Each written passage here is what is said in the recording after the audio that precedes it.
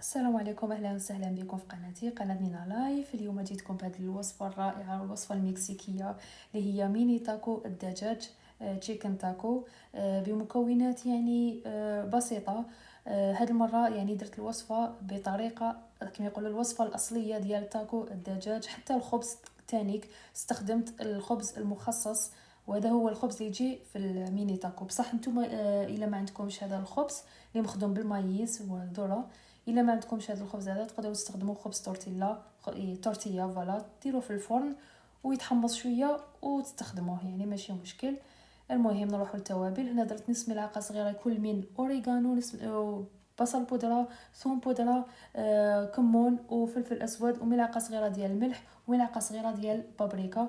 ضفت عليها زيت الزيتون. المهم المكونات مكتوبين في الشاشه، تقدروا تحبسوا الفيديو وتقراوا المكونات. التوابل اللي حطيتهم، عصير نصف ليمونه، الاوريغانو اللي هو زعتر يكون ناشف، زعتر بري يكون ناشف.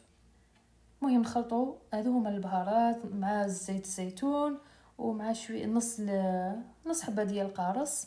زيت الزيتون ديروا كيما حبيتو نتوما، انا يعني درت عشوائي فقط. انا هاوليك الدجاج كنت قطعته بهذه الطريقه، يعني شرائح شويه رقاق. استخدموا الكميه اللي عندكم. المهم هنايا نخلطوا كامل هذيك التتبيله في الدجاج، نخلطوها مليح مليح، يعني حتى كامل الدجاج لازم يتقاس بهذه التتبيله الرائعه. المهم شوفوا هنا كي خلاص خلطتها كامل، نغطيها بالسيلوفان ونحطها في الثلاجه ساعه ساعتين. الا كنتم مستعجلين معليش قليوها مباشره، يعني ما تحطوهاش في الثلاجه. هنا في مقلاة على النار تكون عاليه جدا حطيت زيت الزيتون، ونبداو نحطوا الدجاج هذاك اللي كنا تبلنا وحطيناه في الثلاجه تمارينا شويه. فوالا نحطوا كامل الدجاج يكون فوالا عفوا نحطوه كامل في المقلاة. تكون قلت لكم النار تكون عاليه هنايا باش هكذا ما ينشفش الدجاج ويحافظ على العصاره ديالو.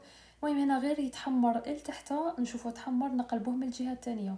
كي يتحمر من الجهه الثانيه نعاودو نقلبوه من الجهه الاولى هكذا حتى يطيب مليح، يعني يتحمر مليح ويطيب، ونحوه على جنب. فوالا هنايا شوفوا كيفاش تحمر مليح، خلاص نحيوه. هنايا شو كيفاش نقطعوه لازم هكذا يجوا قطع صغار ولا شرايح صغار. خلوه يبرد شويه، او كي ديروا كيما درت انا هكا بزوج بالفرشيطه قطعتهم كامل. شوفوا حتى تحصلوا على هذا الشكل، هتشوفوا كيفاش. فوالا هذا هو، تحصلوا على قطع يكونوا هكذا.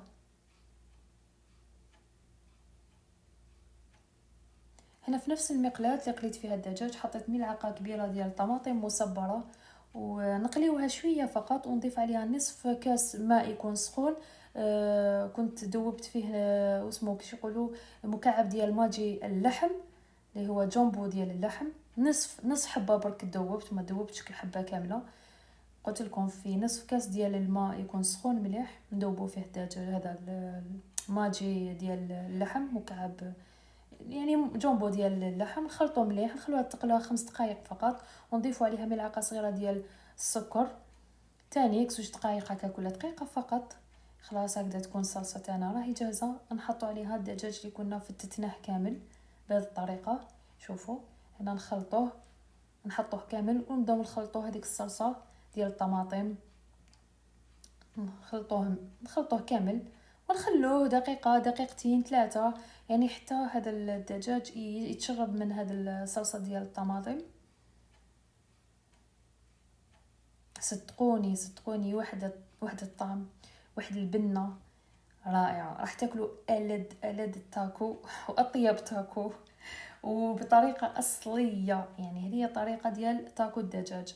فوالا كيما راكم تشوفوا تاكو لي ستفتوهم هكذايا، ونبداو نحطوا الدجاج هو الاول نحطوه كامل. ان شاء الله كاش يوم ان شاء الله ندير لكم فيديو ديال هذا الخبز التاكو هذا اللي يديروه بالبودره ديال المايز، ذره هكذا. ان شاء الله ندير لكم الطريقه تاعو كيفاش تحضروه في الدار الا ما عندكمش ديروا خبز تورتيلا. المهم هنايا هاي السلطه هذه كنت قطعتها، كنت حطيتها ديجا كنت ديجا درت هاد السلطه، كنت شاركتها معكم في تاكو ديال اللحم، ميني تاكو اللحم. تروحوا ان شاء الله للفيديوهات اللي كنت نزلتهم، تلقاو كيفاش خدمت هاد السلطه البنينه.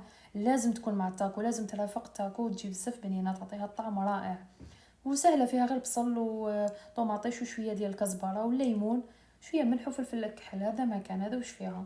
المهم تلقاو الفيديو ان شاء الله، انا حنحط لكم الفيديو ان شاء الله في صندوق الوصف. وهذه ثاني صلصه الجواكامولي حطيتها ثاني في ميني تاكو اللي درتو ديال اللحم. انا حنحط لكم الرابط تاع الفيديو، نحطه لكم في صندوق الوصف.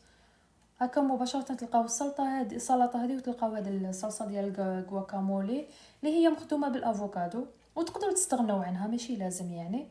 وحطيت خس قطعته بهذه الطريقه رقيق. يعني انا حطيت لكم الطريقه الصحيحه والاصليه ديال التاكو، وانتم تقدروا كيما الخبز هذا ماشي متوفر عندكم ديروا خبز تورتيلا، الا ما عندكمش هذه الصلصه ديال الجواكامولي معليش ما ديروهاش. المهم انا درت لكم الطريقه الصحيحه وان شاء الله تقدروا ديروها.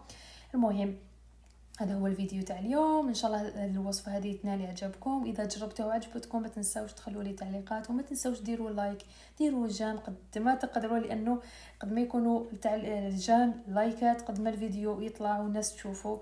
وثاني اللي ماشي مشترك في القناه اهلا وسهلا بكم في قناتي، راح تنوروا لي قناتي. وما تنساوش الضغط على الجرس باش يوصلكم كل جديد ان شاء الله. ونتمنى لكم مشاهده ممتعه، ونتمنى انكم تجربوا هذه الوصفه لانه رائعه وبنينه بزاف يعني ما راحش يعني. راح تشكروني، عارفه بلي حتشكروني. ولا عندكم اي اسئله ولا ما تنسوش تخليهم لي في التعليقات. دمتم في رعايه الله. الى الفيديو القادم ان شاء الله، مع السلامه.